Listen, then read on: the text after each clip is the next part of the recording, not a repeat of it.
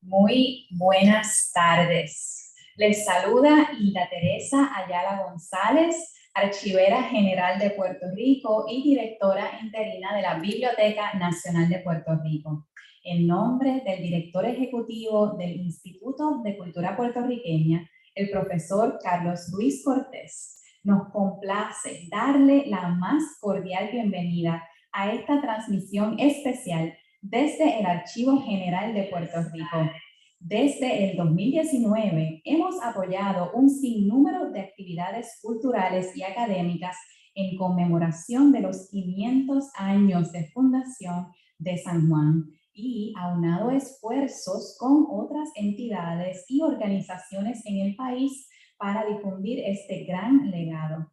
En esta tarde queremos agradecer el auspicio del Gobierno de Puerto Rico, el Instituto de Cultura Puertorriqueña, el municipio de San Juan, la Asociación de Historia del Viejo San Juan, la Sociedad Filatélica de Puerto Rico y el Comité San Juan 500 años.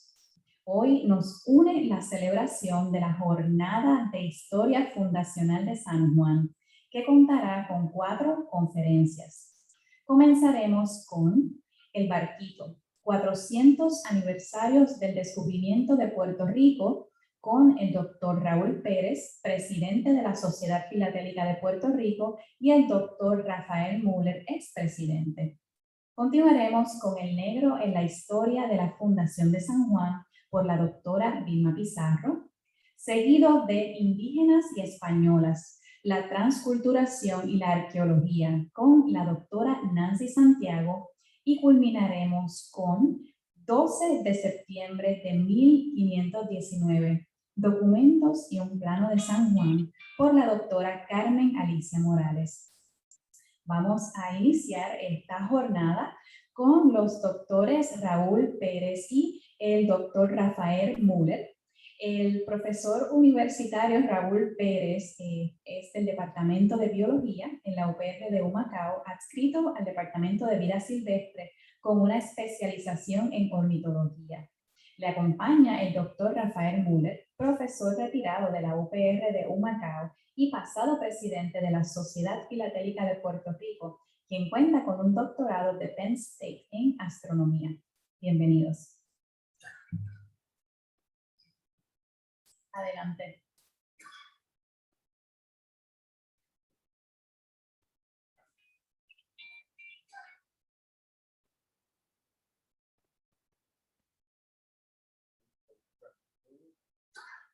Comenzamos hablando de los aspectos de la historia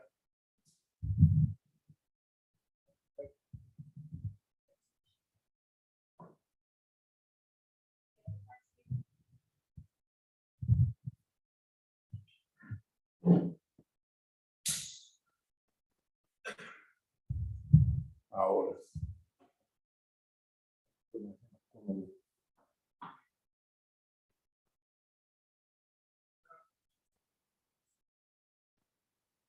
Este es el famoso sello del barquito.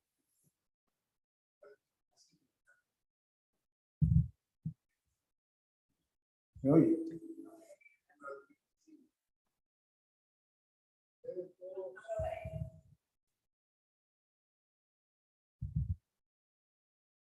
Ustedes se acordarán todos de un payaso, un querido en la televisión llamado Pacheco.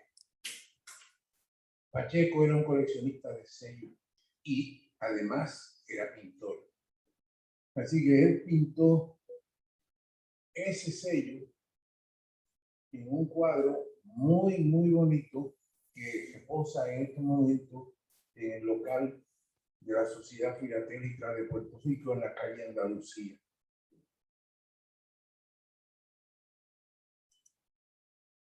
¿Qué mérito tiene este sello para que sea objeto de una conferencia histórica? Bueno, primero, los sellos se dividen entre sellos regulares y sellos conmemorativos, que son sellos que de alguna manera conmemoran algo. El barquito posiblemente es el primer sello conmemorativo que se emitió bajo el gobierno español. Los sellos anteriores todos traían la esfinge o del rey o de la reina. El primero, que no incluye eso, fue el primer sello de correo de las posesiones españolas que se emitió fuera de España por el boletín mercantil. La tirada de este sello fue limitada y se condicionó su uso para un solo día, que para mala suerte cayó domingo. Y eso, sus consecuencias.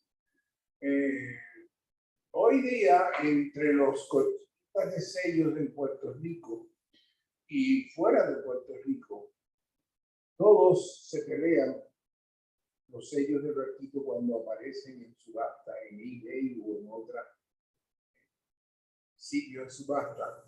Es el más coleccionado de todos los sellos de Puerto Rico y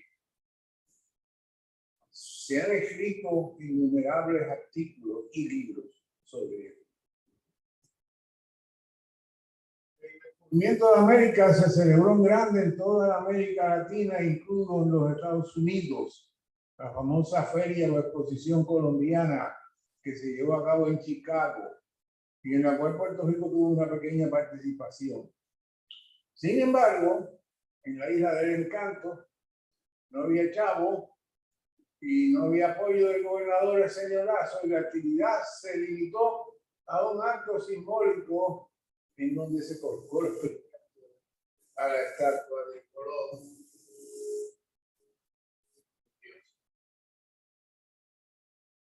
Suerte que llegó el nuevo gobernador Antonio Dabán, que llegó el 10 de enero de 1893, y se inició un movimiento para celebrar el cuarto centenario del descubrimiento de la isla.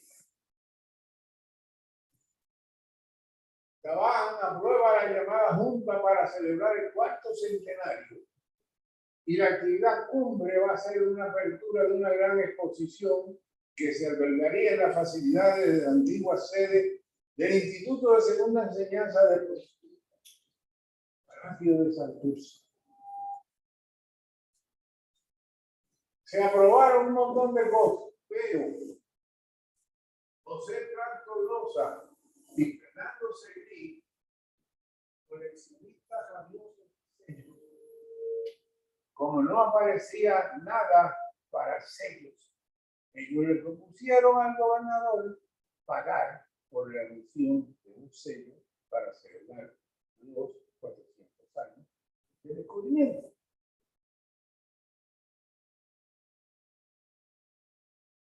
Se probó bajo medidas extremadamente estrictas.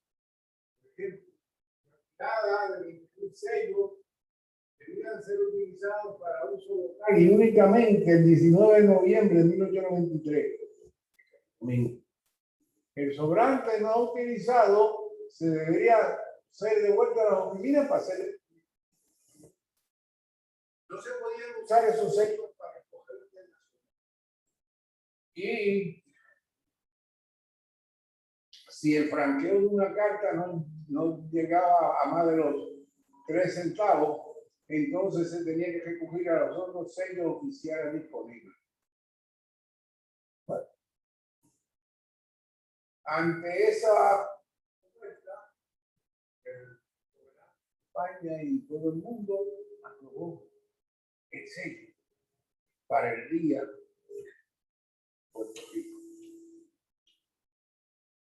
El diseño lo hizo Pedro Blanet Pinales, inspirado en una acuarela de Rafael Monleón y Torres. Las que se ven aquí, que se conocen como las pruebas preliminares, y no se sabe de una que debieron existir en el negro sobre papel. Un montón de cosas que no se sabe. Bueno. El señor Fernando Schuster, tremendo coleccionista de sellos, y además era el artista y el litógrafo del boletín mercantil, y ahí es donde empiezan a pasar cosas extrañas. Él era un coleccionista, pero de los bravos. Y la prueba es que Raúl Pérez ha conseguido demostrar que él se quedó con algunas de las muestras. No se pueden usar para cogeo. Y van a ver ya mismo cartas con las muestras. De variedades y errores, y envió algunas de estas encubiertas en sobres a sus familiares y amigos más. Aquí están las pruebas finales de color que se exhibieron en la feria de 1893.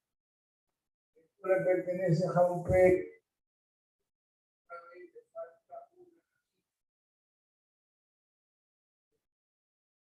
Debe tomar mucho tiempo que se ponga el día.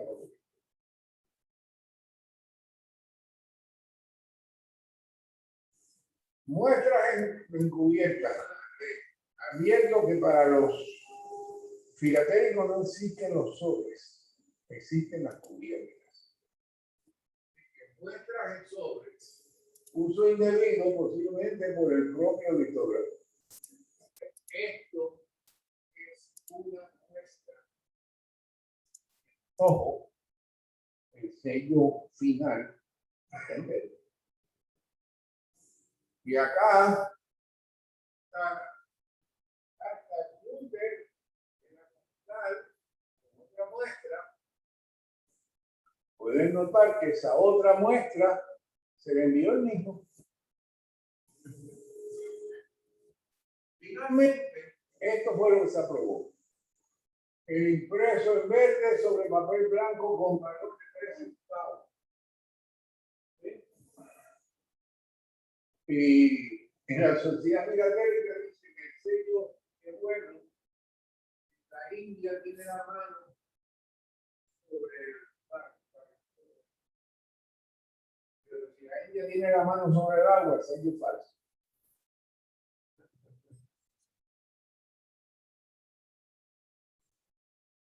El papel tipo ley, el papel blanco cremoso, no tenía watermark de ningún tipo. La goma es amarillenta y con tiempo tiende a oxidarse y se pone un cigarrilloso.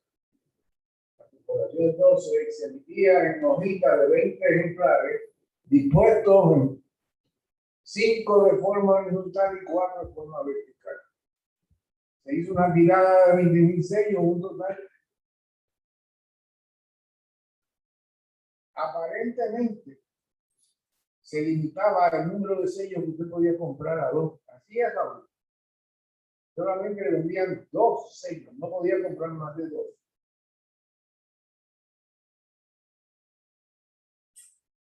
¿Por qué se imprimió en el boletín mercantil? Fue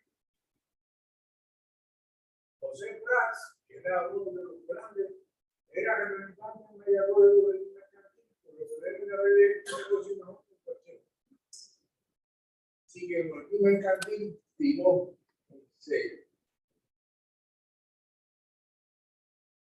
Según lo acordado, el sello se pondría en uso el domingo 19 de noviembre de 1893. Y hay un montón de pueblos que no hicieron nada, como mi pueblo Utuado. No hay evidencia de que se haya festejado en Utuado con respeto. En San Juan, el sello se puso a la venta aquí antes. Y cuando llegó la gente a comprar el sello el domingo, a las 9 de la mañana, ya se había estado. No se sabe en qué fecha los sellos estuvieron disponibles en los distintos correos de la gente. La evidencia que estuvo disponible, ¿cómo la evidencia? Por los sobres de la Federación del Pueblo. Y con esa evidencia se sabe que muchos, hasta los cogeos bien pequeñitos, como la cartelería de Ciudadito, muchos tenían, lo vieron, pero no sé qué pasó con mi pueblo actual. Los oportunistas no son nuevos, desde el comienzo hubo todo tipo de trampas. En San Juan la pusieron un día antes. El uso de muestras como estampillas de correo regulares se le atribuye al Sutra. Estaba prohibido meter más de 2 sellos por persona. Pero ahí hay un. Así que aquí le vendían el sello. La llegada a mano de coleccionistas del sello de sobrante. Y el uso de estos sellos para envíos internacionales. Solamente se permitía para uso local. Sin embargo, si los sobrantes se distribuyeron, ¿qué hace esa página, esta hoja de 14?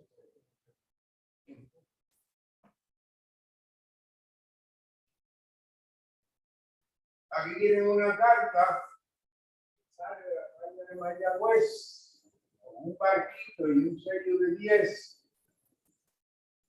Esta marca aquí indica que son iba registrado y la edición es.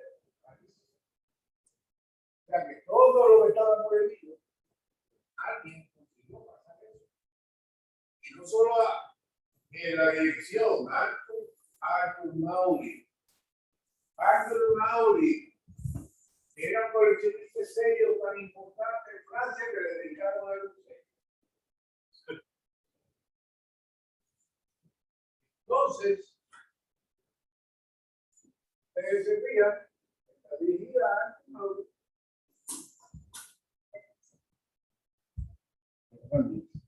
Ahora. Ok. Pues esto es dirigido a registrado, tiene 2 sellos. Y el otro es un sello de 10 centavos.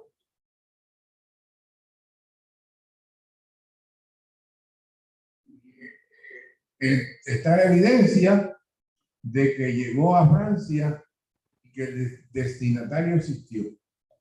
Francia era representante que vendía y daba sellos por montones en la época dorada del coleccionismo de sellos. Una tirada de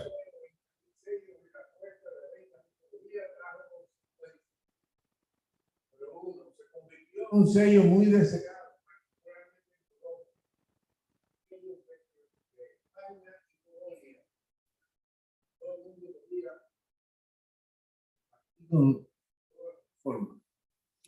Poco después, medio, como que no destruyeron la. Y entonces, se le llama la reimpresión, que es básicamente una falsificación porque no tenía la aprobación de nadie. Y luego le siguieron una serie de falsificaciones. 7 se conocen al momento, lo que hace ese sello uno de los sellos más falsificados del mundo.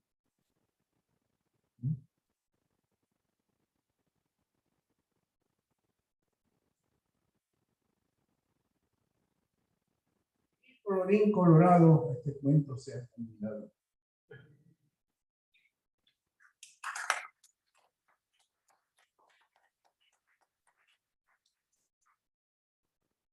¿Alguna pregunta?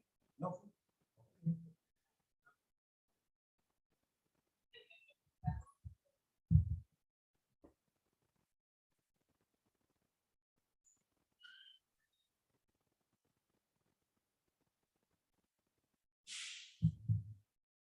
Muy bien, muchísimas gracias, doctor Rafael Müller, por esta presentación.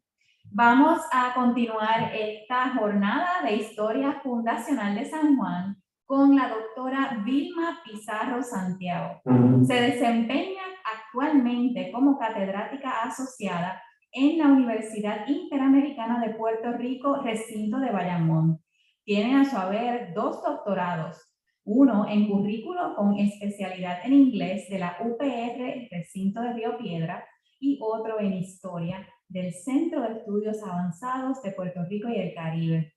Actualmente está culminando otro doctorado en la Universidad Interamericana de Puerto Rico, Recinto Metro.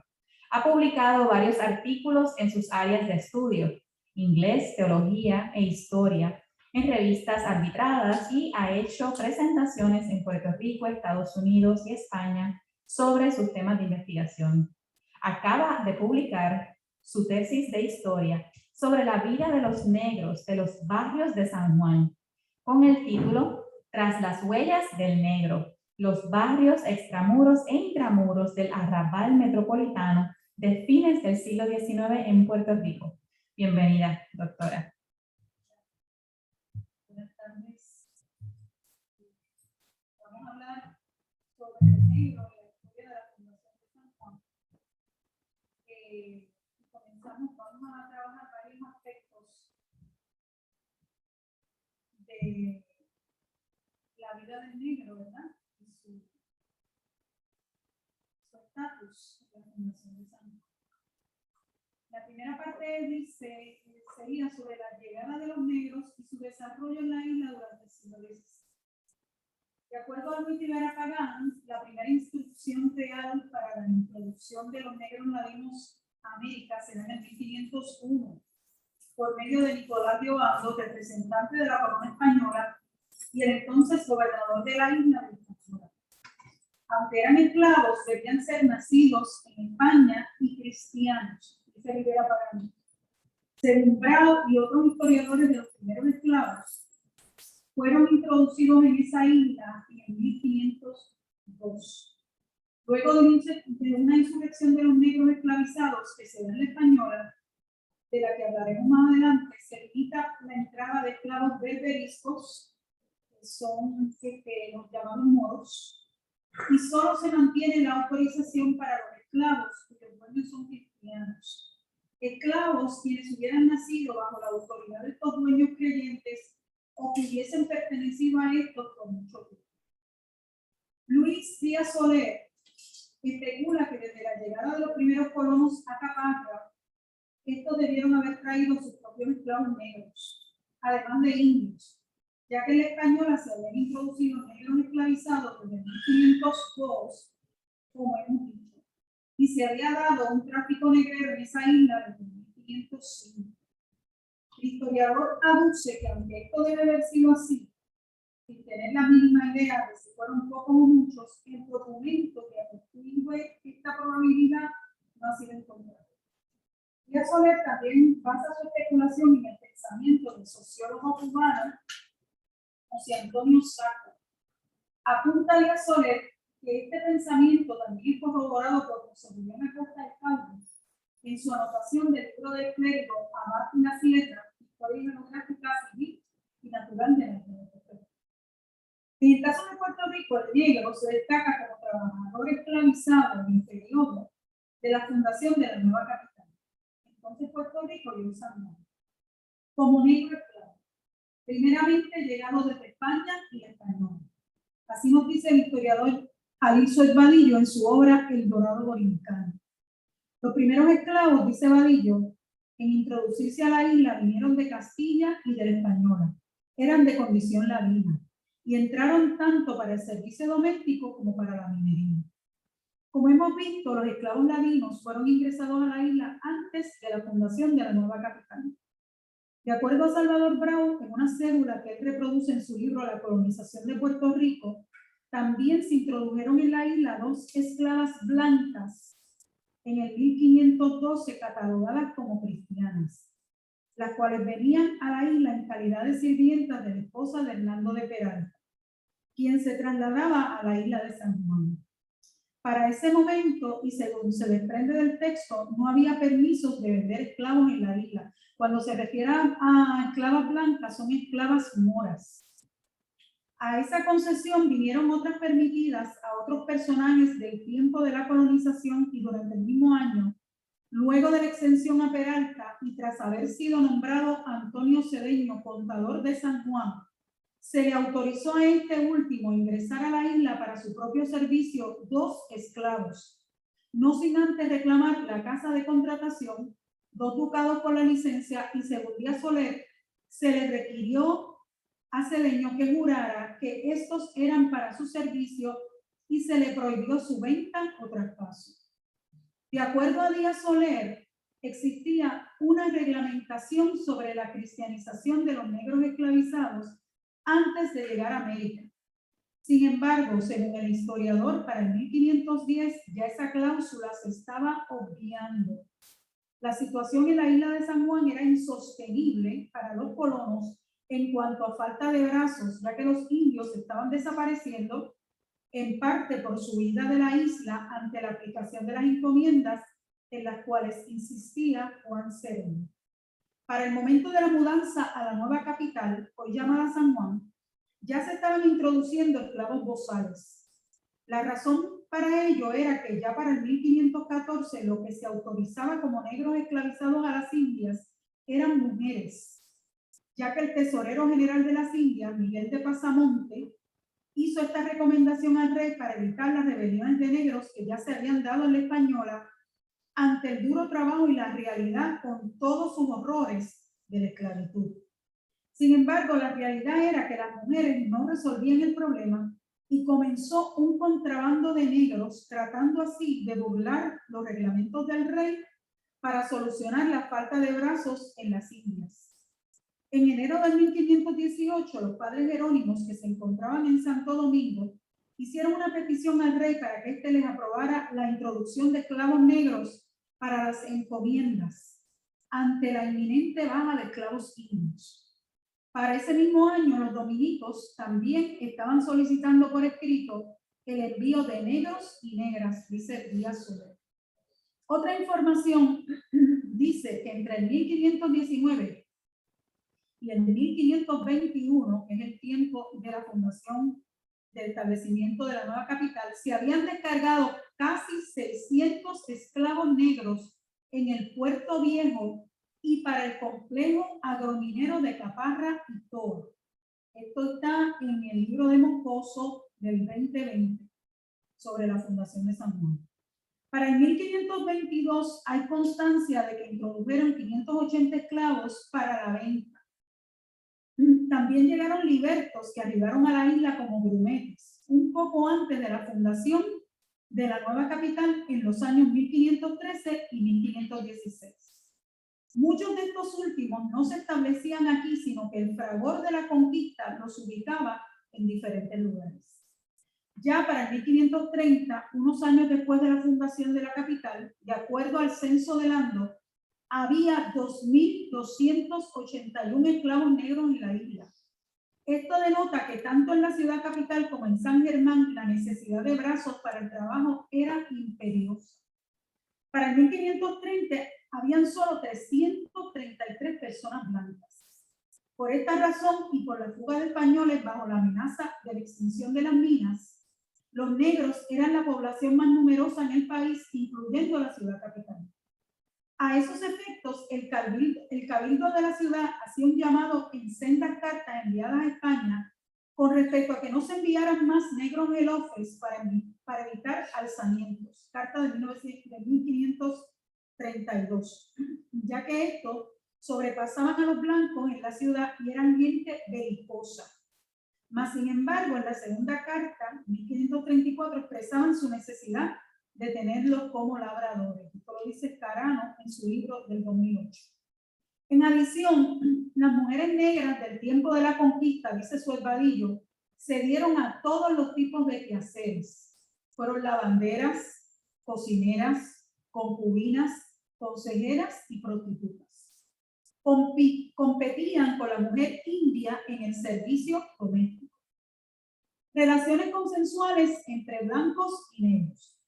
En el periodo de la fundación de la nueva capital, se tiene conocimiento de que Andrés de Haro, quien fue tesorero de Puerto Rico desde el 1513, e hijo de una poderosa familia europea, estuvo relacionado con varias libertas esclavas negras.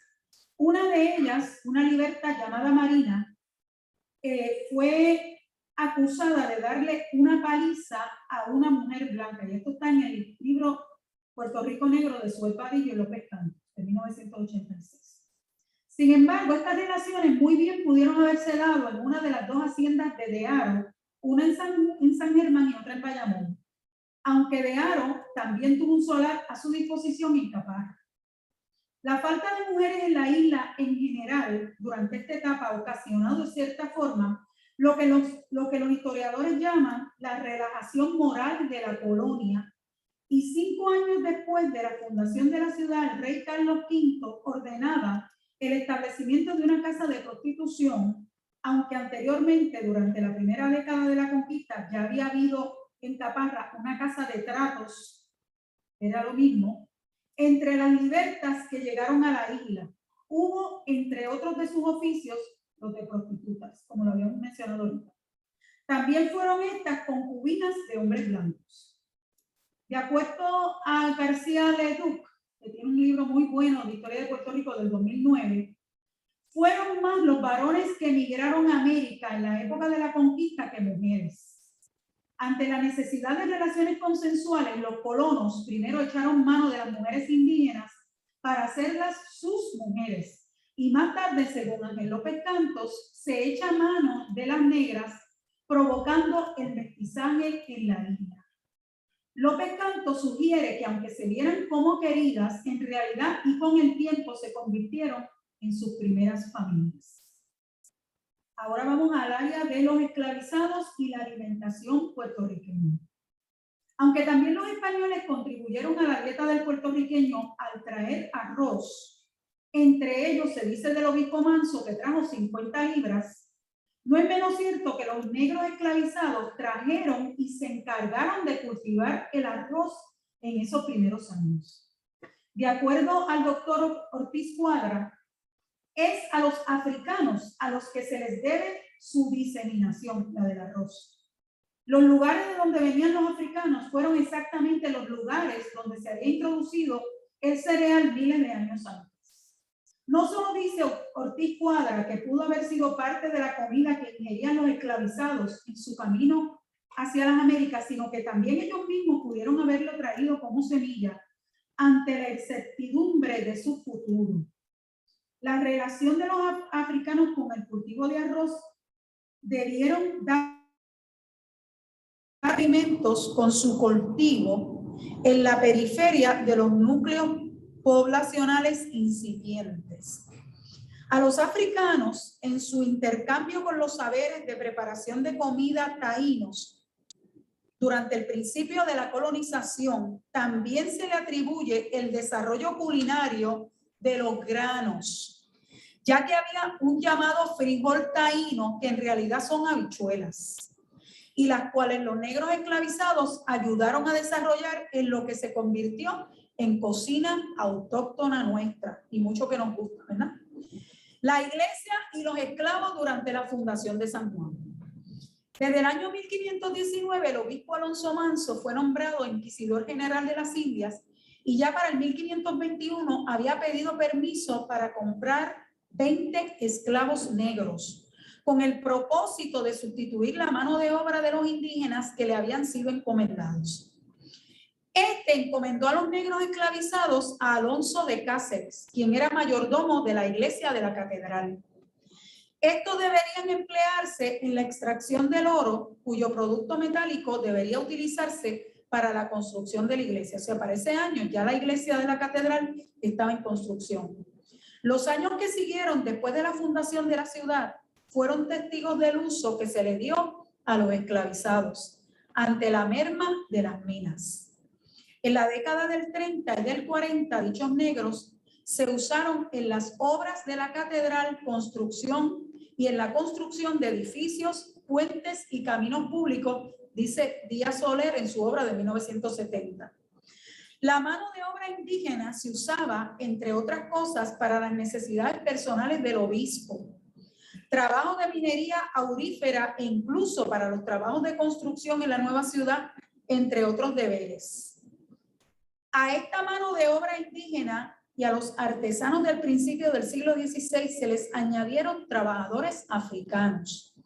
De acuerdo a Francisco Moscoso, estos artesanos de diferentes razas fueron plateros, sastres, panaderos, herreros, carpinteros y albañiles, y también trabajaron en la edificación de viviendas y fortalezas, tanto indios como negros, entre otros, ¿verdad?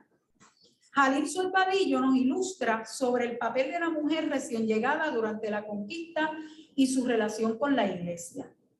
Algunas acusadas de hechiceras, como acusa Sorbadillo, la liberta negra, dice Sorbadillo, además de ser pobre, cargaba con el estigma adicional de ser sospechosa en asuntos de fe. Algunas fueron acusadas de hechicería, de amancebamiento y de pelea. Ahora vamos a la sección de trabajos de los negros en la ciudad de San Juan. Los negros fueron añadiéndose a las obras de edificación, como ya hemos comentado, que comenzaron desde el 1519 hasta el 1522, comenzando desde los pasos y puentes que se utilizarían para accesar el islote hasta los edificios perpetuos. Baltasar de Castro, agente comercial representante de la corona y de la casa de contratación, escribe una carta dirigida al rey donde pide 20 negros, amén de albañiles y carpinteros, para edificar una fortaleza pequeña y una casa de contratación y fundición. Ya en Caparra había habido una casa de contratación, pero no era de piedra, ¿verdad? De hecho, a los indígenas que estaban en el país, a los cuales los estaban liberando del trabajo esclavo, de acuerdo a los aires que estaban soplando desde España, gracias a voces como la de Fray Bartolomé de las Casas, los tenían trabajando en la agricultura, en la Hacienda Real del Toa, para suplirle alimento a los negros que se utilizaban en las construcciones en la isleta. Voces de rebelión. Luego de la introducción de los negros latinos en las Indias, es tan temprano como en el 1503 que se registran las primeras fugas a los montes en la Española. De acuerdo a Elsa Gelpí, tan temprano como en el 1514, se supo de una rebelión de los negros esclavizados en la isla de San Juan. Sin embargo, no es hasta que en Santo Domingo se produce una rebelión de esclavos en el ingenio de don Diego Colón para diciembre de 1521, que en el Día de Reyes de 1522 se aprobó un documento titulado Las Ordenanzas sobre los Negros y sus Amos. Estas ordenanzas incluían castigos tales como azotes, cortes de pies y la horca. Es en ese momento que las mismas se extendieron a la isla de San Juan, hoy la isla de Puerto Rico. De esa forma, tan pronto la mayor parte de los negros esclavizados se asoman a la isla, ya había reglamentos contra los posibles alzamientos de estos. Los negros y la minería. Esta es nuestra última parte. Tanto negros esclavizados y libertos ingresaron en lo que fue un negocio bien remunerado al principio del siglo XVI. El negro liberto, dice Sorbadillo, Francisco Mejía, fue uno de los mayordomos de cuadrillas de indios encomendados de Juan Ponce de León y registró a su favor 639 pesos de oro. O sea que había negros libertos que hicieron su dinerito, ¿saben? Tan temprano como en la época de la colonización y la fundación de la capital. Entre otros negocios que este señor hizo. De la misma forma, otros negros esclavos y libertos fueron parte de las cuadrillas que realizaban trabajos en las minas. De hecho, a los negros los trajeron en mayor cantidad para trabajar las minas, ¿verdad? Los negros esclavos. La minería ya era un negocio barranca abajo para el 1540. El doctor e insigne historiador Jalil Sorbadillo tiene una lista con nombres y descripciones del trabajo de negros libertos y esclavizados que se desempeñaron en las minas en diferentes ocupaciones. Estos fueron mineros, jefes de cuadrillas en las minas, tesoreros, cazadores de esclavos indios y actividades militares de la conquista, entre otros. Hasta aquí mi parte, jóvenes.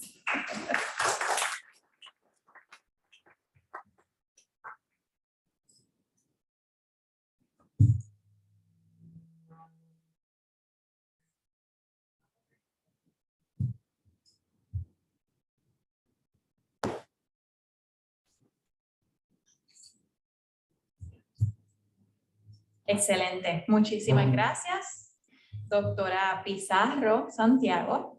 Ahora quisiera darle la bienvenida a la doctora Nancy Santiago Capetillo, quien actualmente dirige el programa de Arqueología y Etnohistoria del Instituto de Cultura Puertorriqueña.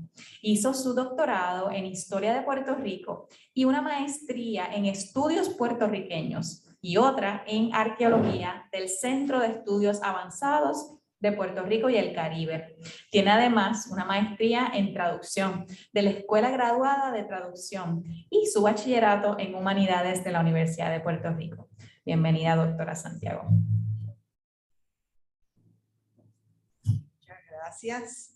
Me toca a mí la parte más interesante porque me toca comparar lo que eran las indígenas y las españolas en los tiempos de la colonización.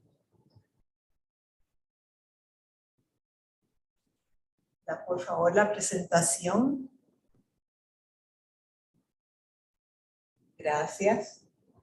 Bueno, a los primeros habitantes de América, entre 15.000 y 8.000 años atrás, en la arqueología se les denominó paleoindios y se les tenía como cazadores, razón por la cual en los dibujos aparecían solo hombres cazadores.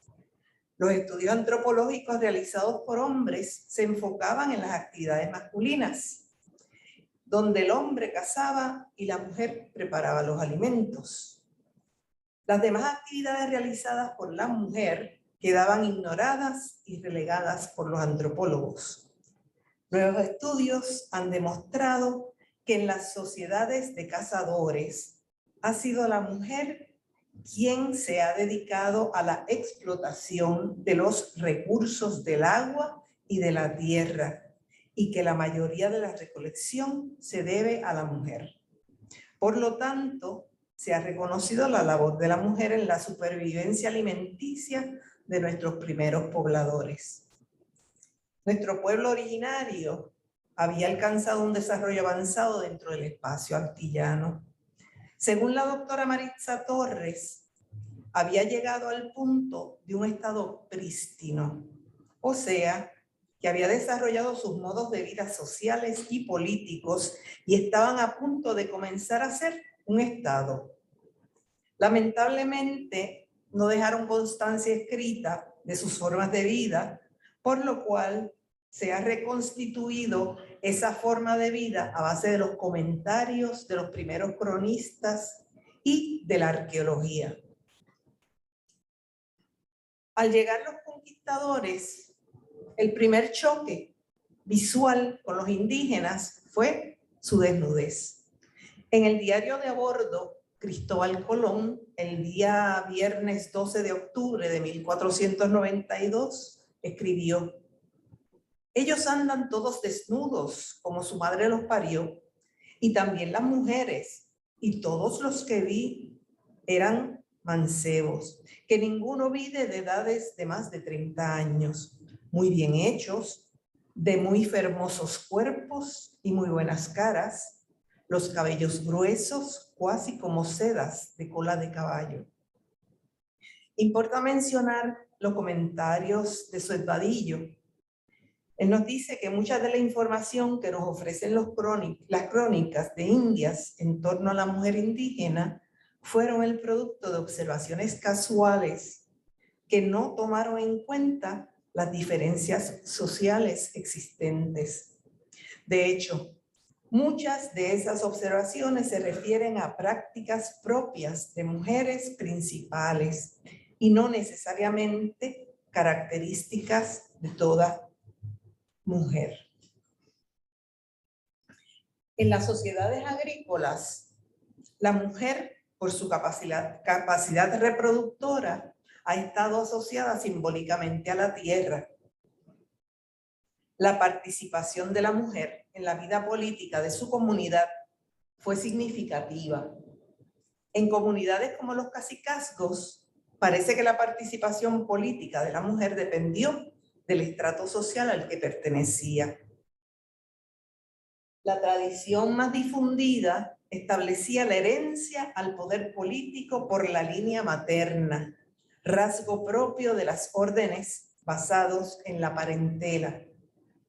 A la muerte del incumbente le sucedía su hermano o su hermana, y en ausencia de estos, los hijos o hija de la hermana. La mujer mantenía la estabilidad y la continuidad espiritual del grupo cuya estructura social se basara en la familia consanguínea. Dejan herederos del reino al primogénito de la hermana mayor si la hay, si no, al de la segunda. Si esta no tiene prole, al de la tercera, porque hay certidumbre de que aquella es prole nacida de la sangre, pero a los hijos de sus esposas los tienen por ilegítimos, nos dice Pedro Mártir de Anglería en sus décadas del Nuevo Mundo. Las tareas de producción consumieron mucha de la energía y atención de la mujer indígena. Las faenas prescritas por la tradición o la necesidad impusieron no solamente la división del trabajo, sino también la coordinación y el complemento entre tareas, nos dice don Marcio Veloz Mayolo. Pueden señalarse como actividades propias de la mujer, o mayormente a cargo de estas, las faenas agrícolas, la recolección, preparación y conservación de alimentos, la elaboración de bebidas, medicinas y venenos, y artesanías varias. Según Suez Vadillo, el hombre talaba, quemaba los matorrales y formaba los montones. La mujer sembraba y recogía la cosecha. Otras actividades económicas donde la participación de la mujer es vital está en la producción de artesanías, de alfarería y de textiles. Diego Álvarez Chanca describió los tejidos indígenas de esta manera. Tenían mucho algodón hilado y por hilar, y muchas mantas de algodón son también tejidas que no deben nada a las de nuestra patria. La mujer indígena, por el grado de especialización artesanal adquirida, representaba un importante segmento del poder tribal, nos dice Suez Vadillo.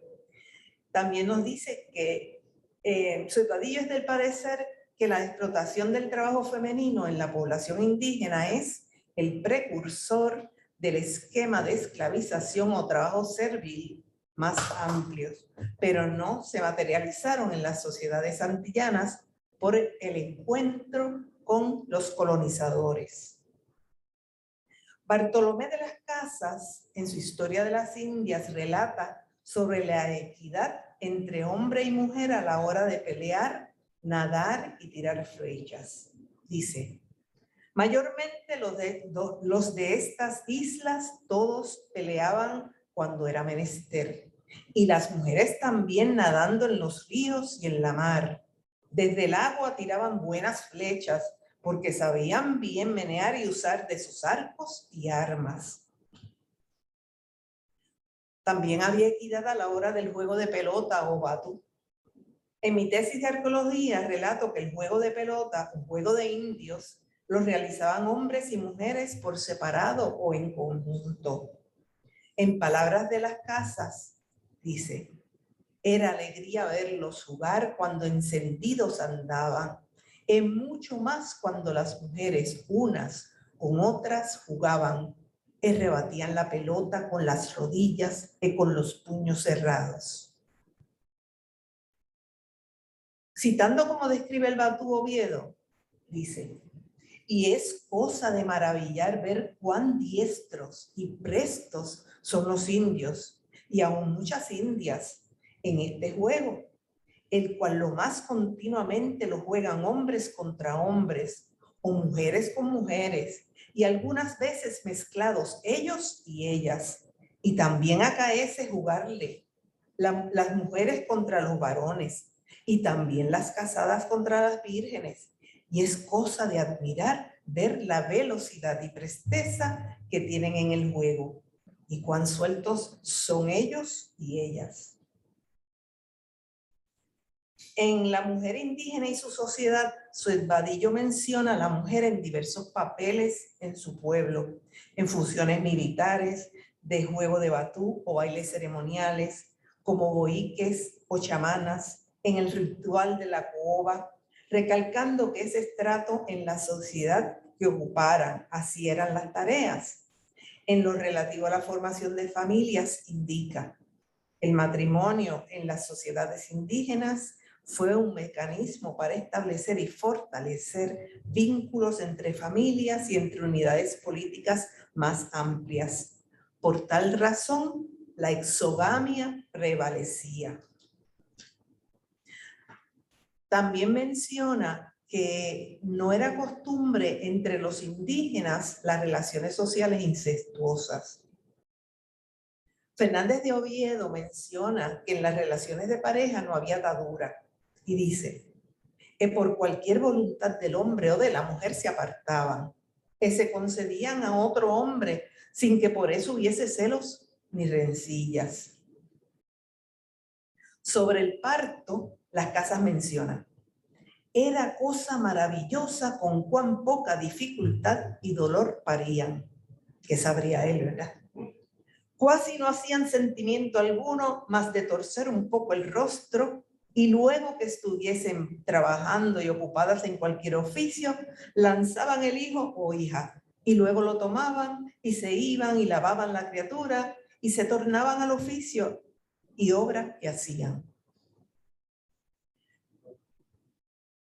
James Dietz, en un libro que se llama In Small Things Forgotten, sobre la arqueología doméstica, nos recuerda la importancia de entender el contexto donde ocurren las formas de los pueblos originarios e indica: somos seres racionales cuyas acciones se pueden entender solo en términos de sentido común. El sentido común es culturalmente relativo. La gente del pasado hizo cosas y se comportó en formas que hoy para nosotros, yo añado que también para los europeos del siglo XVI, nos parecen irracional, pero para ellos, en su contexto, fue lo más racional del mundo. La evidencia de las prácticas y las costumbres las buscamos en el material arqueológico que aparece en los basureros y concheros dejados por nuestros antepasados. Sus restos nos indican formas y modos de vida. Ahora trabajamos con las españolas. Susan Millén Sokolo nos recuerda que la corona española comienza a auspiciar el envío de las esposas de los conquistadores, luego mujeres solteras españolas blancas, en busca de evitar la mezcla de los colonizadores con indígenas y luego con africanas. Perdieron el tiempo. La experiencia colonizadora comienza en el Caribe. Este espacio se convierte en el experimento para conquistar el continente del Nuevo Mundo. La castellana llegada a estas tierras tiene que pasar por un proceso de adaptación, aclimatarse al ambiente tropical, aprender a sobrevivir entre gente con otras costumbres. La corona esperaba que la mujer traída de la península ibérica ayudaría en la evangelización y enseñar a las indígenas los modos peninsulares de comportamiento para civilizar los pueblos conquistados.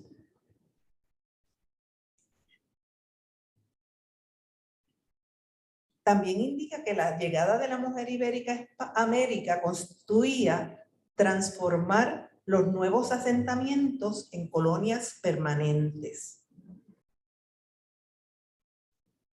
Y nos recuerda que las ibéricas eran civilizadoras, enseñaban la conducta y los modales sociales a sus homólogas indígenas. Las ibéricas eran metáfora para sembrar las raíces castellanas en el Nuevo Mundo. La mujer ibérica tuvo que aprender de la indígena cómo y dónde conseguir los alimentos, cómo trabajar la tierra, cómo fabricar sus utensilios de cerámica, cómo manejar el algodón. Por su parte, la mujer indígena aprendió a trabajar otros textiles, como los hechos de lana, a manejar los alimentos con los gustos ibéricos, con las especias, a sembrar nuevos productos, a manejar nuevos dioses. Tanto la ibérica como la indígena se vieron precisadas a sobrevivir en un ambiente machista. El hombre dominaba en lo político, lo militar y lo social. El comportamiento sexual de conquistadores y mujeres se medía con varas distintas, nos informa Sokol. Mientras a los hombres se les permitía la poligamia, las mujeres tenían que mantenerse monógamas y el adulterio femenino se castigaba. La visión de la mujer peninsular y su tratamiento en la sociedad ibérica se extrapoló con la conquista de los pueblos americanos. La mujer indígena sufrió el discrimen y la invisibilidad, al igual que la ibérica. Según se estableció la nueva sociedad colonial, esta sociedad determinó los parámetros de los que la mujer indiana podía o no hacer. Debemos entender que según maduraban las sociedades coloniales, uno de los más evidentes contrastes fue el de la distinción étnica como marcador social. Dos procesos ocurrieron entre las sobrevivientes durante la colonización del Nuevo Mundo. Algunas indígenas olvidaron sus costumbres y adoptaron las ibéricas, se aculturaron. Otras no olvidaron sus costumbres e hicieron adaptaciones de las costumbres ibéricas con el propósito de subsistir en la nueva sociedad. Esas se transculturaron. Sokol nos recuerda que de los cambios ocurridos en la vida de los pueblos originarios, quizás el más dramático fue en la religión. Las indígenas se vieron forzadas a dejar sus diabólicos ídolos para abrazar los de la religión católica. Sin embargo, en la mayoría de las ocasiones ocurrió un sincretismo en el proceso de la transculturación religiosa. Los procesos de supervivencia en los comienzos de la colonización deben haber sido un choque emocional y personal, tanto para las indígenas como para las españolas. Ambas se vieron en la obligación de determinar cómo iban a sobrevivir, ellas y sus familias. Los altos niveles de mortalidad con los que vivieron, con toda probabilidad les dieron la práctica para desarrollar curaciones con plantas y remedios. A ese conocimiento se añadió el de las mujeres africanas. De todas estas maneras, se fue empoderando la sabiduría femenina para curaciones. Toca a la arqueología caribeña indagar más sobre la participación femenina en los pueblos originarios, al momento del encuentro y en los procesos de aculturación y transculturación. No podemos afirmar que los pueblos originarios hayan desaparecido, en particular cuando se ha comprobado científicamente la herencia mitocondrial de nuestros antepasados. Esas evidencias demuestran más la transculturación de nuestros antepasados indígenas, europeos y africanos. Las tecnologías femeninas están aún en etapas muy tempranas y requieren mayor estudio. También la ecología reproductiva y sus relaciones con las interpretaciones de cambios demográficos entre nuestros pueblos originarios. Los niveles en que se encontraban las diversas sociedades originarias tienen una relevancia particular para determinar las posibilidades políticas que hubieran alcanzado los pueblos originarios previos al contacto con los europeos. Luego del contacto cómo se desarrollaron las sociedades insulares y continentales y sus efectos requieren mayor estudio, en particular en cuanto al tratamiento hacia las mujeres. La arqueología es muy machista y se enfoca más en el hombre, dejando al margen a la mujer, a los niños y a las niñas. Todos eran importantes para la supervivencia del conjunto social. Sin embargo, es un tema que requiere mayor exploración. La producción de las industrias agrícolas, artesanales y gastronómicas de la mujer indígena es un espacio aún desierto de estudios. En las bibliotecas de Europa y América existen cantidades de documentos aún sin tocar, donde encontrar información de casos individuales y donde se informa una gama de datos sustanciosos y enjundiosos para los temas que competen a la arqueología. La arqueología se beneficiaría grandemente de esta información. Aquí les presento la bibliografía de los trabajos que referencié y les doy las gracias por su paciencia.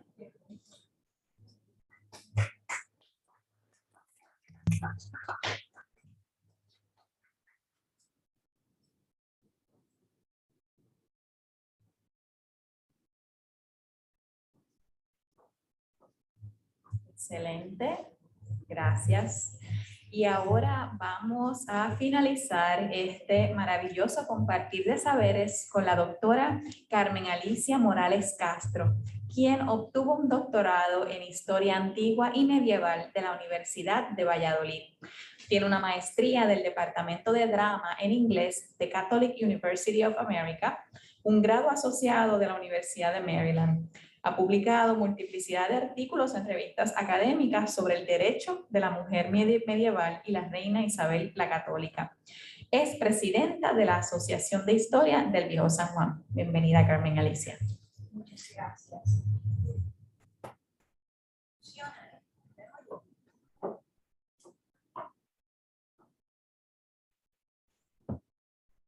Buenas noches.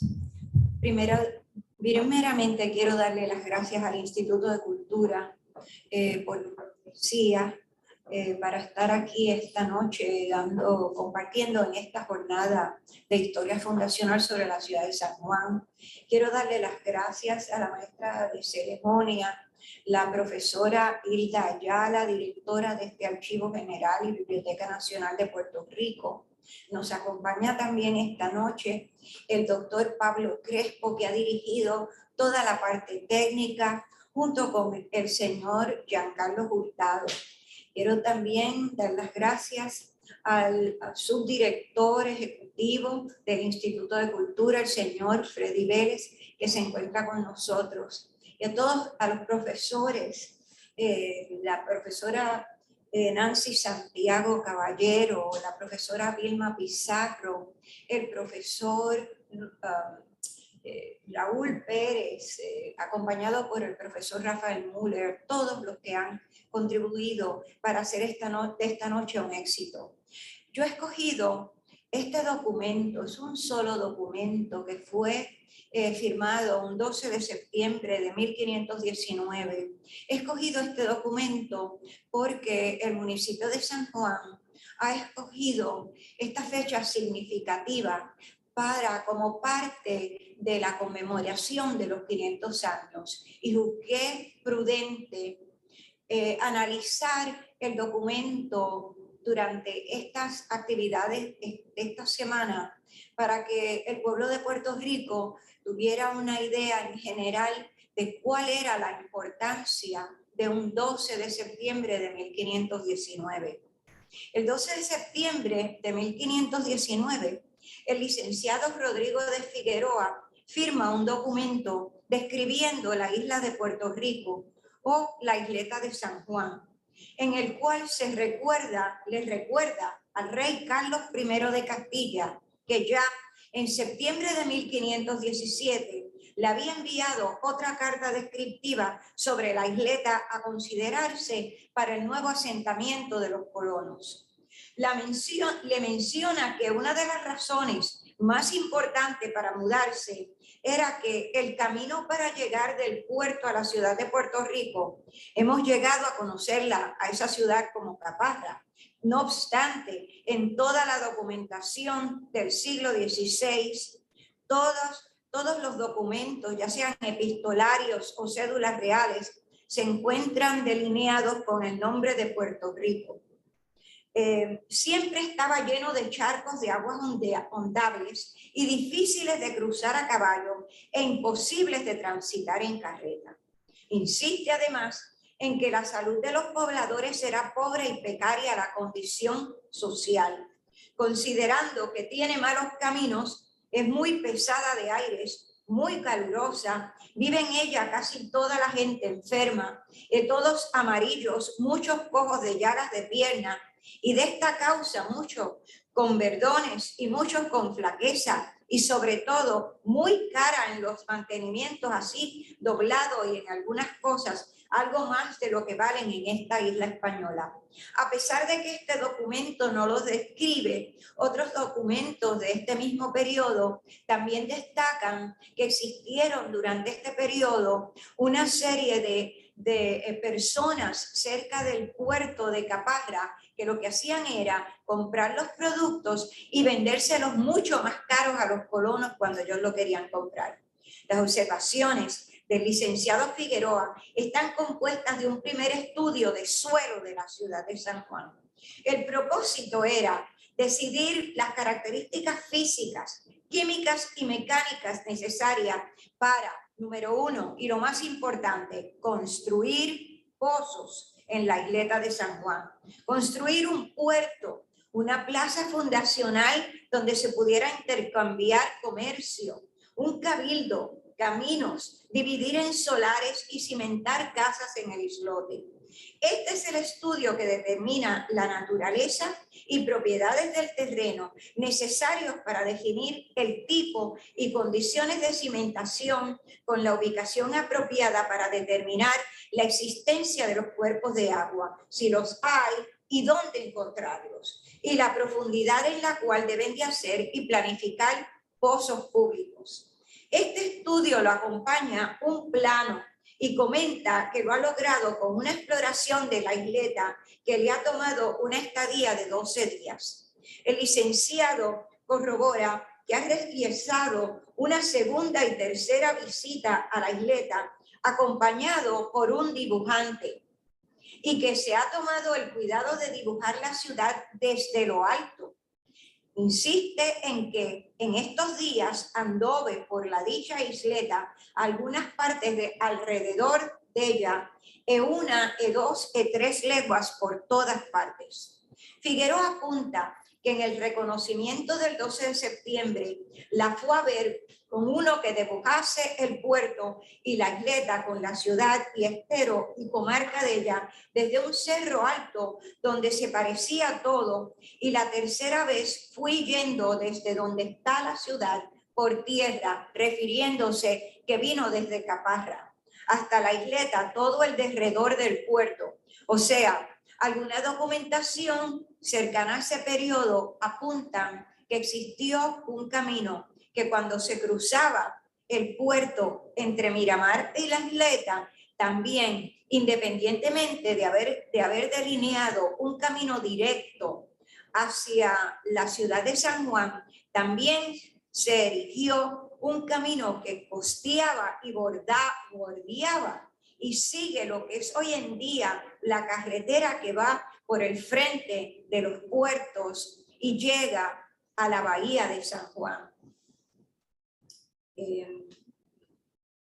Y de ella a la tierra, lo que de ello guide, que me pareció, y es lo primero ella, está como entramos en el puerto a mano izquierda, tiene un gentil postura alta con unas peñas, todo alrededor hacia la parte de la casi bahía, las cuales asimismo pedazos de las al puerto, dos sitios de valle está más o menos, y acabadas las peñas, Lo demás por el puerto adelante es una tierra muy llana. Y aquí tenemos la explícita escenografía del puerto de San Juan, en lo que es hoy el día, y al este se encuentra el conocido barrio de La Puntilla y su entorno. Al este continúa su narración con detalles lisonjeros sobre la tierra de nuestra ciudad. Es una tierra muy llana y que llega a la mar y es muy gentil playa para pesquería. Existe hasta el día de hoy en la ciudad de San Juan, en donde se encuentra la fuente Raíces, construida en bronce, creada por el escultor español Luis Antonio Sanguino en 1992, como parte del Paseo de la Princesa, un ranchón en madera, antigua casa de los pescadores de San Juan. Una vez más, se devela que, al igual que en la descripción de 1517 y 19, la ciudad está compuesta de una peña con pesquería y un puerto cómodo. Todavía está el ranchón de esos pescadores hasta el día de hoy y estoy segura que apuntan a esa primera descripción de pesquería. Y con esta descripción de la isleta se atestigua y apoya la posibilidad de la buena nueva de que es propicio el emplazamiento decidido para establecerse apropiadamente. Sobre la vegetación, el documento concluye que tiene una gentil arboleda, o sea, que en general concluye que es un pedazo de tierra excepcionalmente arbóreo.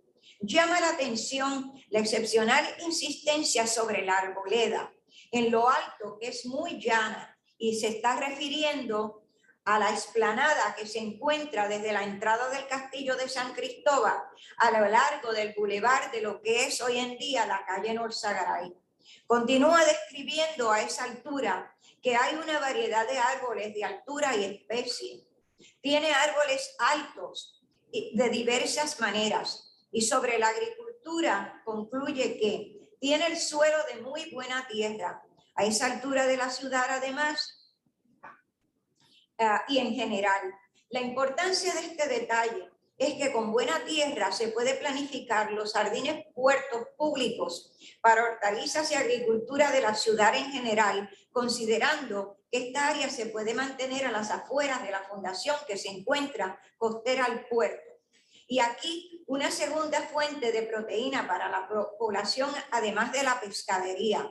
Todo osado, ahuecada la tierra por el hocico de puercos que andan en ella, muchos de aquellos. Animales que se pueden comer y multiplicar para alimentación de la población.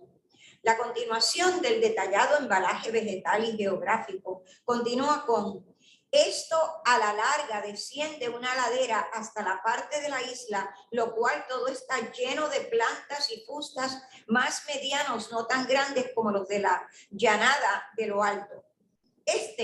Esto que se describe en este documento es un pedazo de tierra que hasta hoy en día se puede identificar de inmediato a la parte alta de la ciudad de San Juan, entre las calles de San Sebastián y de la calle Tanca. En este predio se mantuvieron los jardines huertos de la ciudad hasta entrado el siglo XIX, y en el plano y sondeo de la isleta del ingeniero Juan Francisco Mestre de 1792 se pueden observar estos jardines huertos enclavados al noroeste de la ciudad de San Juan. Y sobre el establecimiento en general de la ciudad, concluye que, cierto, a mi parecer y de cuantos lo ven, tiene el mejor asiento para la ciudad que en el mundo se puede buscar. No existe otra descripción más hermosa, poética, después de eso, para la ciudad de San Juan. No existe, cierto a mi parecer, y de cuantos lo ven, tiene el mejor asiento para la ciudad que en el mundo se puede buscar. Hermoso. Existe un segundo enclave de tierra que Figueroa desde ya la llama Isla Grande, y con esto el nombramiento hasta lo que hoy día se le llama Isla Grande. Y aún más importante que el reconocimiento de Isla Grande, en esta descripción se encuentra con el descubrimiento de, pasados a la isla principal, Hallase luego, o sea, volviendo atrás hacia Caparra, hallase luego muy gentil tierra de cabañas y montes y aguas muy buenas, ternas de travieso la isla, que está en medio grande, media legua, a la disposición de agua que hay en la dicha isleta. Y es de esta manera que estaba empezado a hacer un pozo a donde ha de ser el asiento de la ciudad, que es en el alto sobre el puerto y que tiene vista a todas partes. Y allí se había hallado agua, estaba roñado, y en los días que allí se detuve, le hice tornar a cubrir y vila, y es muy buena el agua, pero no parecía aún haber abundancia, puesto que dicen los que entraron al pozo que es agua de paso y que nunca faltará, y en aquel compás y llanada no hay abierto más que aquel pozo estaba de 11 brazas, mucho de lo cavado en peña. Allí, señores, se hinca de los 4 caños la fuente de Aguilar, que existió hasta el otro día en el área de Miramar. Y esta es la fundación del mismo, debido a la fuente de Aguilar, el comienzo del desarrollo del barrio de Miramar. Íñigo Avari La Sierra, un fraile benedictino aragonés que llega a Puerto Rico en 1775 durante 11 años, y a su regreso a España organiza en un diario sus experiencias vividas, mayormente en Puerto Rico, y publica algunas descripciones histórico-geográficas de las provincias americanas en el 78. Insiste que a la entrada del puente hay una casa fuerte para defender el paso. Al lado opuesto se ve una fuente de 3 caños. Otra vez está hablando de la fuente de Aguilar en Miramar, de agua labrada de piedra de sillería, y es la única que hay hecha en toda la isla. El 20 de mayo de 1519, el rey Carlos I, a nombre del Santo Oficio de la Inquisición, ejerce su poder para nombrar el primer inquisidor al Nuevo Mundo, ejerciendo desde ya la isla de San Juan, y con este nombramiento afirma otra buena nueva para San Juan, porque esto va a apresurar la mudanza. Es debido a la relación de esta carta a finales en julio, o sea, más adelante, en 1520, que se agiliza la mudanza ya con exactitud para 1521. El valor de este documento de un 12 de septiembre de 1519 es que enfatiza la primera descripción del contorno de la isleta de San Juan, y con esto se entiende que se establece un esfuerzo por elaborar el futuro de la infraestructura de la ciudad, y por supuesto agiliza la fundación de un 20 de julio de 1521. Muchas gracias a todos, que ha sido un verdadero placer.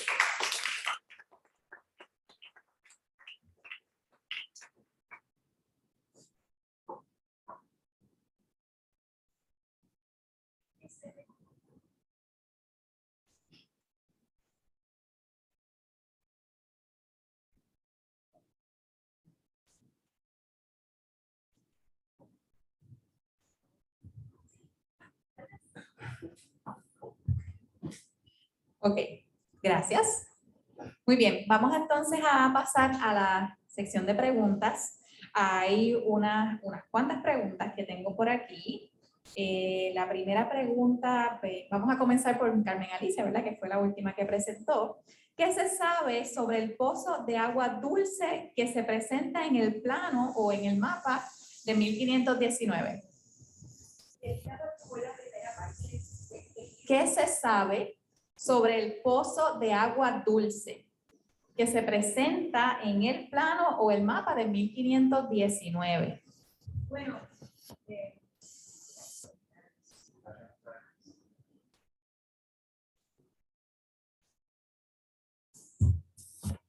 ¿Ya? ¿Me oye?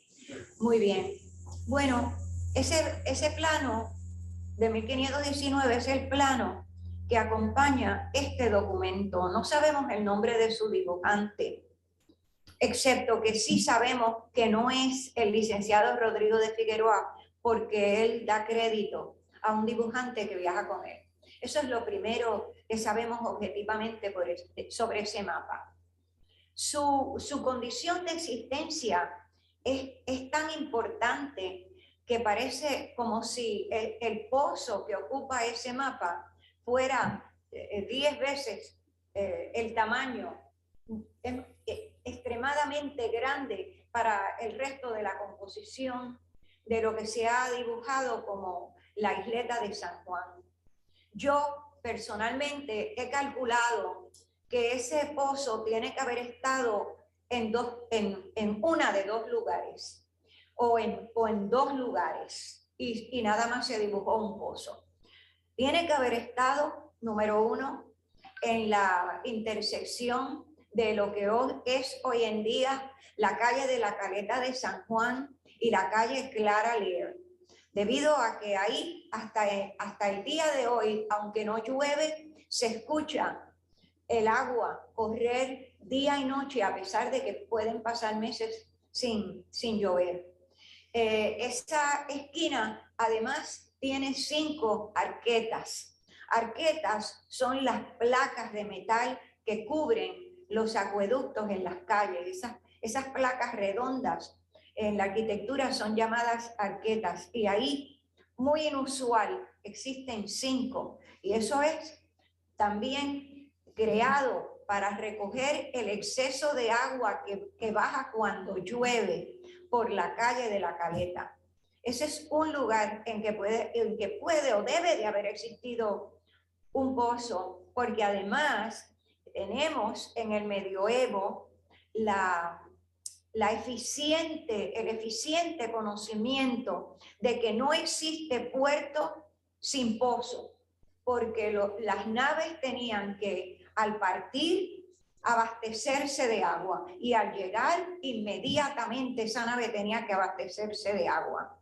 Así es que, por ejemplo, el puerto que yo lo he retratado, existe todavía el pozo de donde partieron desde el puerto de Palos, al lado de la iglesia de San Jorge, donde se hizo la misa antes de que partiera Cristóbal Colón en 2 de agosto de 1492. Hasta el día de hoy existe la fuente de la cual se abastecieron esas naves. Y eso es parte de la tradición medieval. El segundo lugar donde tiene que haber existido un pozo es frente al Cabildo, porque una vez más la tradición medieval, en especial la tradición medieval castellana, a la cual estoy acostumbrada a investigar y retratar en las villas y ciudades castellanas de una segunda mitad del siglo XV, pues todas tienen un pozo frente por frente al Cabildo. Otra vez más, no puede existir un Cabildo sin un pozo, al igual que no puede existir un puerto sin un pozo. Y tenemos una fotografía de principios del siglo XX en la cual hasta el día de hoy podemos ver que en la plaza fundacional de San Juan, frente a la catedral, en donde hoy en día han posado una escultura de una jirafa, allí existió un pozo. Y si hacemos unos estudios arqueológicos, pongo mi cabeza en un picador, que lo que existió hasta el otro día como restaurante Triana, ahí existió la fundación original del Cabildo de San Juan, porque esa estructura en particular no señala una completa diferencia con el resto de la estructura que se ha reconstruido alrededor de ella en las esquinas de Caleta y Cristo. Así es que ahí, en esa calle, es donde yo estoy segura que ese pozo existió. Muy interesante. Próxima pregunta, vamos a seguir aquí con Vilma. ¿Se conoce de las creencias religiosas de esos primeros africanos esclavizados que llegaron a San Juan?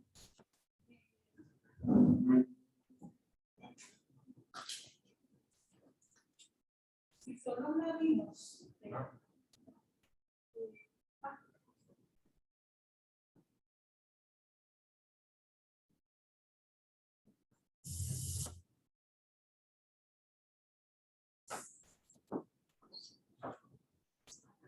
si son los ladinos, Los ladinos usualmente eran católicos, criados en España, hablaban español,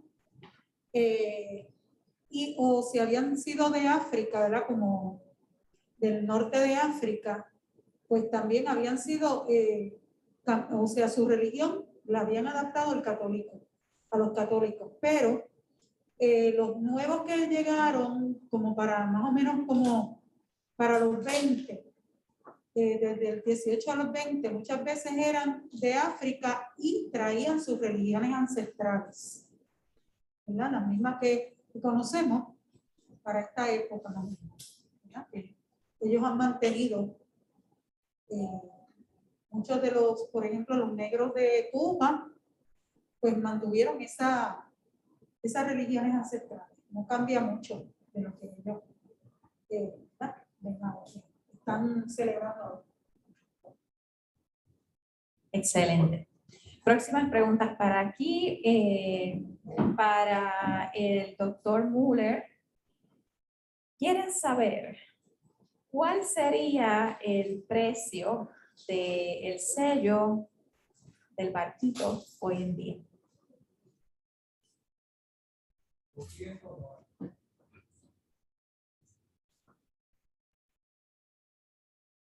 El barquito, el precio es el sello sueldo o el sello con el sobre.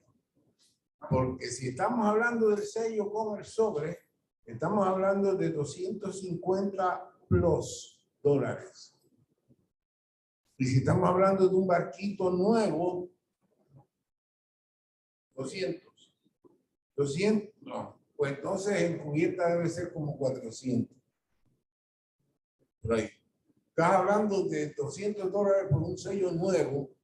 Hay una diferencia bien grande en la filatelia entre el sello nuevo y el sello usado. Y el sello nuevo está como en $200. Si lo buscas, por ejemplo, en eBay, donde normalmente aparecen, y el sello con sobre de 250 para arriba, y si aparece un pueblo conmutuado, el sello con sobre valdría como $900,000. ¿Cuántos sellos quedan? ¿Perdona? ¿Cuántos sellos hay en Puerto Rico? ¿Cuántos sellos se quedan? Se tiraron 20,000. No, pero ahora, eso durante 2,000.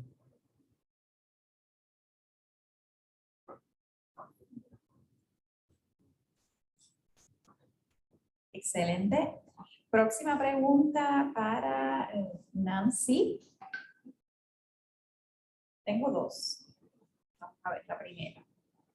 ¿Qué tan fácil o difícil es poder estudiar a la mujer indígena desde la arqueología? Tan fácil o tan difícil como darle el espacio, el dinero y las posibilidades a uno o varios arqueólogos y arqueólogas para hacer el trabajo, porque realmente lo que más se hace como arqueología en Puerto Rico se llama arqueología por contrato. ¿Qué significa eso? Que se va a hacer un proyecto y se tiene que tener un arqueólogo para verificar, porque en el momento en que aparece o una osamenta o un pedazo de cerámica o un achapetaloide, pues hay que detener el proyecto y empezar a indagar con eso. Pero los proyectos pierden dinero si no se terminan. Así que hay que hacer arqueología a la carrera. Casi siempre es arqueología de salvamento. Pero no hay espacio para el análisis, no hay espacio para los estudios. La parte académica que se necesita de la arqueología requiere de mucho dinero. Y lamentablemente no se consigue el dinero con la facilidad que añoramos y queremos los arqueólogos. ¿Y la otra pregunta? quisieran saber un poco más sobre los yacimientos arqueológicos indígenas en la isleta de San Juan. En la isleta de San Juan se ha hecho trabajo arqueológico cuando se trabajó la plaza de Vallajá. Ahí se consiguió bastante material. Cuando se trabajó en la iglesia de San José, que también se hicieron excavaciones, lamentablemente se han hecho unos cuantos trabajos que no han, ¿cómo lo puedo poner que se oiga bonito? Se ha hecho trabajo, pero le han pasado por encima a lo que hay. Tenemos ahora mismo una situación en el paseo lineal donde pues se nos está diluyendo el yacimiento que tenemos ahí porque se está derrumbando el área y los recursos para mitigar esa situación y salvar la arqueología pues no se hace con el empeño que se debiera. Hay mucho que trabajar en San Juan. La arqueología no solamente es arqueología indígena, hay muchos tipos de arqueología. La arqueología colonial, no se ha elaborado mucho. La arqueología de nuestros esclavos, de nuestra negritud, no se ha trabajado todavía. La arqueología industrial, que es la caña, la de las haciendas de café, de las haciendas de tabaco, todas esas arqueologías todavía no se han tocado en Puerto Rico y que más quisiéramos que tener las posibilidades de desarrollar. Yo desearía desarrollar como directora del programa de arqueología y de historia, me fascinaría desarrollar unas rutas turísticas a base de la arqueología, una ruta turística de arqueología colonial o de arqueología de las haciendas de café o de las haciendas de azúcar o de las haciendas de tabaco. En Puerto Rico tuvo una época donde el jengibre era buscado por todas partes porque era el mejor jengibre que había, el de Puerto Rico. Y eso no se ha estudiado todavía. La arqueología de la piratería no se ha estudiado todavía. Y tenemos piratas en Puerto Rico. Y por eso les digo que la arqueología en Puerto Rico sigue en pañales todavía. Quisiéramos tener más dinero y poder desarrollar todas las cosas que tenemos, porque Puerto Rico es una mina arqueológica de pe a pa. Muy bien, la última pregunta que hemos recibido es para Carmen Alicia. ¿Hasta qué año se considera la época de la colonización? Ahora vamos.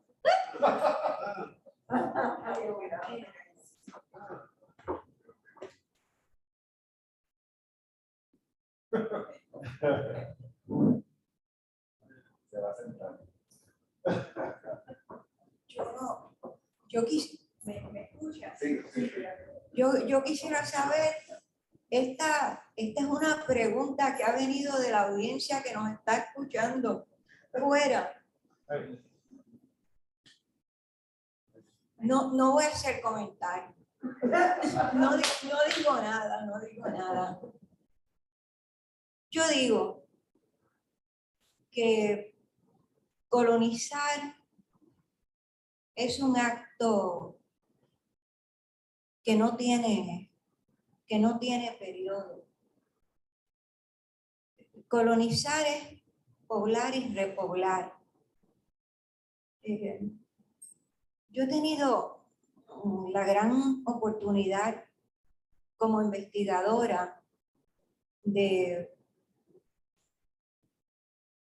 investigar, observar, caminar, estudiar y leer en una multiplicidad de ciudades del mundo en las cuales he reflexionado sobre la colonización, no solamente de Puerto Rico, sino la colonización de pueblos de Hispanoamérica y de la península ibérica en general, incluyendo Portugal, porque también he tenido la oportunidad de investigar extensamente en Portugal y otros países de Europa.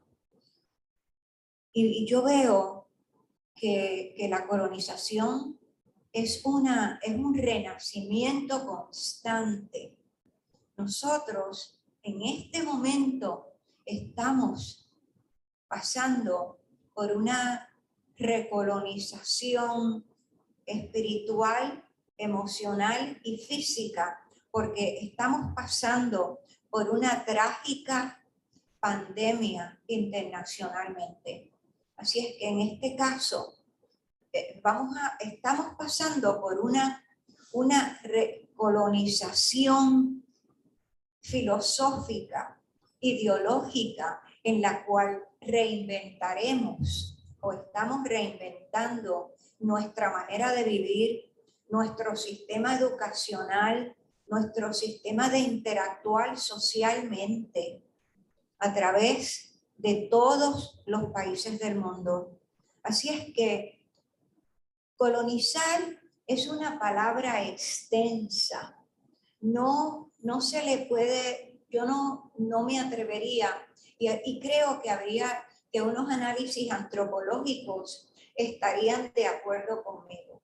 Estamos pasando por una colonización pandémica.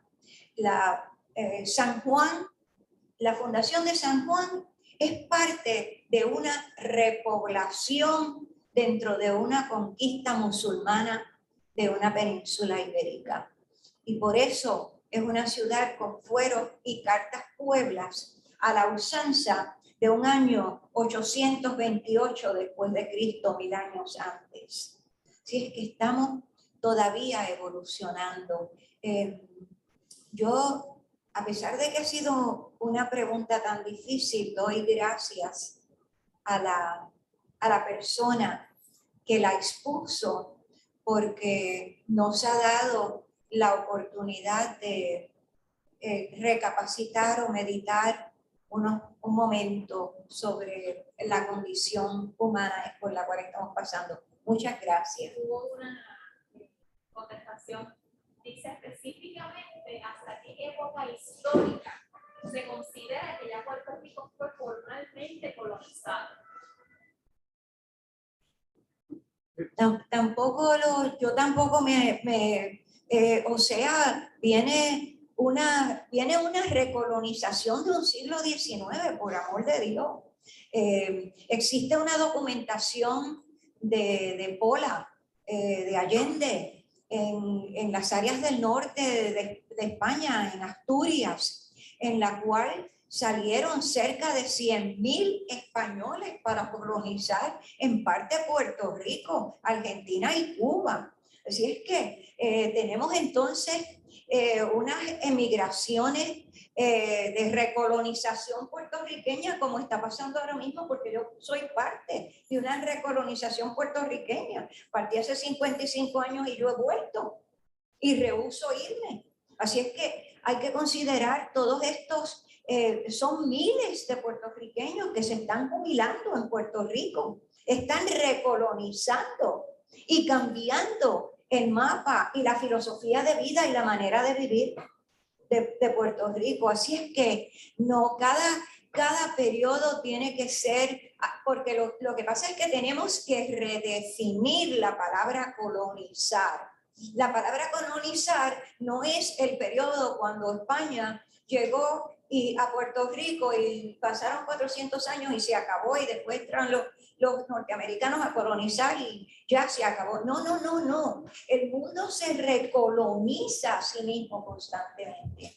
Creo que sería una recapitulación vocal demasiado de muy pequeña pensar en que fue solamente durante el periodo del siglo XVI o considerar siglo XVII. No creo, no puedo confirmar eso. Muchas gracias.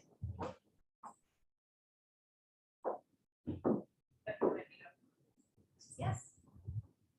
¿Alguna otra pregunta? Muy bien.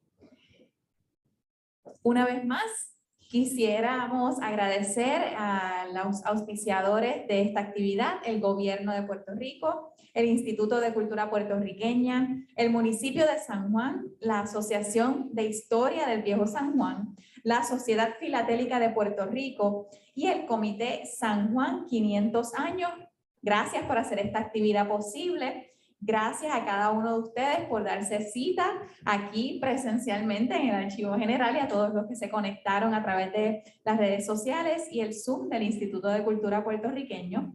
No quisiera finalizar esta actividad sin recordarles o dejarles saber de la próxima actividad que tenemos en celebración de los 500 años de San Juan, este próximo jueves 9 de septiembre, titulado Francia vista desde el San Juan español, desde la fundación de la ciudad hasta el establecimiento del consulado francés de 1521 a 1824, con Luis Alberto Lugo Amador, que será transmitida desde el Museo Casablanca. Yo me despido y que tengan todos muy buenas noches.